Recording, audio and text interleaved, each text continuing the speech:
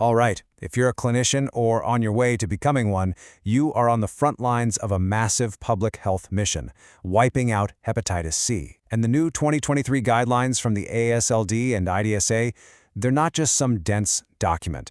Think of them as our new playbook, a step-by-step guide to actually win this thing. So let's start with a single number, 2030. What is that? Well, that's our deadline. It's the year the World Health Organization has set for a goal so big it could literally reshape global health. And that's where these new guidelines come in. They're the strategic plays, right? The evidence-based moves that are designed to get us across that finish line. Every single update we're about to walk through is a new tool in our arsenal to hit that 2030 target. So here's how we're going to break down the playbook. First, we'll lock in on the goal, HCV elimination. Then we'll dive into the core plays, universal screening to find everyone, simplified treatment for all, the comeback strategy for retreatment, and finally, how we manage key populations. Let's jump in. Okay, Section 1, the goal. Before we get into the how, let's really nail down the why. What does elimination even mean in this context? So the WHO didn't just throw out a vague idea. They gave us concrete, measurable targets. We're talking a 90% reduction in new infections, getting 80% of eligible people treated, and cutting HCV-related deaths by 65%. It's a huge undertaking, and it all comes down to one thing: universal access to services. So you hear those numbers and you think, wow, where do we even start? Well, it starts with the very first play in the book. It's simple, really. You can't treat the people you can't find. So this section is all about finding everyone with HCV. And here's the first big strategic shift. We're moving away from the old way of just screening people we thought were at risk. The new play is universal screening. That means all adults 18 and over get screened, and all pregnant persons during each and every pregnancy. This is the new front door to getting people cured. And the best part? The process itself is so simple. It's basically a two-step move. First, an HCV antibody test. If that comes back positive, the lab automatically, this is the reflex part, runs a second test for HCV RNA on that same blood sample. Boom! You've just confirmed an active infection. No need for the patient to come back for another blood draw. It's fast, efficient, and gets them into the treatment pipeline immediately. Okay, finding people is step one. But what happens next is maybe the single biggest game changer in this entire playbook. This is the part that empowers all of us, whether you're in primary care, OB/GYN, wherever, to actually treat and cure hepatitis C. The headline here is this: treatment has been simplified dramatically. We're talking minimal monitoring. It's safer, it's easier, and it's way more accessible than it's ever been. We've basically taken it from this complicated, specialist-only thing to something that can be done in almost any clinic. Just look at the difference. The old way, it was a pain for everyone. Multiple appointments, constant lab draws. Usually you had to see a specialist. The new approach? Minimal monitoring. That means no scheduled visits or labs while the patient is on treatment. And the cure rates? Still sky high, around 95%. This one change completely opens the door for so many more of us to treat our own patients.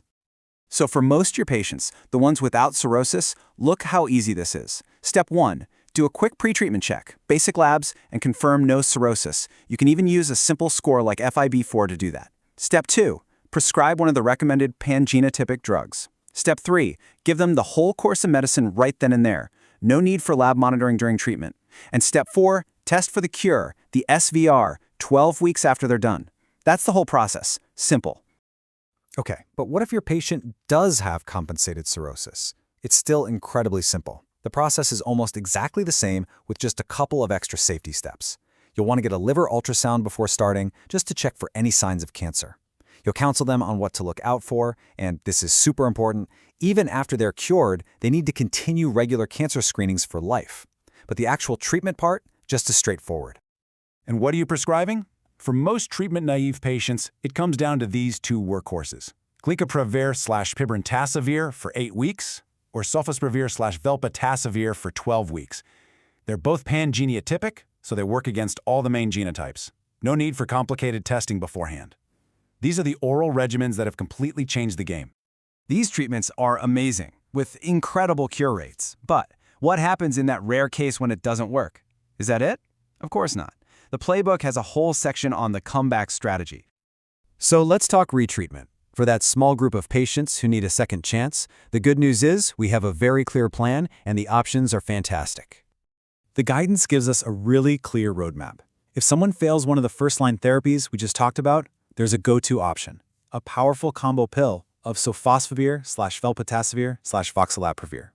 And even for really tough cases, there are other options. The main takeaway here is a treatment failure is not the end. We have a next step. There is always a plan B. All right, a good playbook doesn't just have offense and defense, right? It has special teams. To really get to elimination, we need focused strategies for some key patient populations that are hit hardest by Hep C. And this is a big one. The guidelines could not be more clear. Active injection drug use is not a reason to deny or delay treatment, period.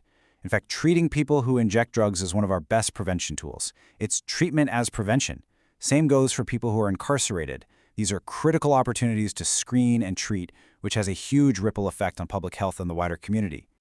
The playbook also has a huge focus on families, on breaking the cycle of transmission from one generation to the next. We talked about screening every pregnant person every time. And now we have safe and effective cures approved for kids as young as 3 years old. So the recommendation is simple. If a child over 3 has Hep C, we treat them. Now check this out. This is another mind-blowing shift in practice. We can now take organs, life-saving organs, from donors who have active hepatitis C and transplant them into recipients who are HCV negative. How? We just give the recipient a course of our DAA pills right around the transplant. We cure the Hep C they get from the organ, and just like that, we've dramatically expanded the organ donor pool. It's incredible! So, let's bring it all home. When you step back and look at this entire playbook, what's the big idea? It's empowerment. It's about taking hepatitis C treatment from something only a few specialists could do and putting the power to cure it into the hands of every single one of us on the front lines. And really, this quote from the guidelines says it all. Widespread use of recommended initial treatment regimens has the potential to substantially reduce hepatitis C prevalence. It's not about some magical new discovery. It's about using the simple, powerful tools we already have. So, the playbook is here. The science is crystal clear. The tools are simpler and more powerful than ever. The only question left is, what are we going to do with them? As a future clinician, the ball is in your court. How are you going to use this playbook to help us finally, once and for all, eliminate hepatitis C?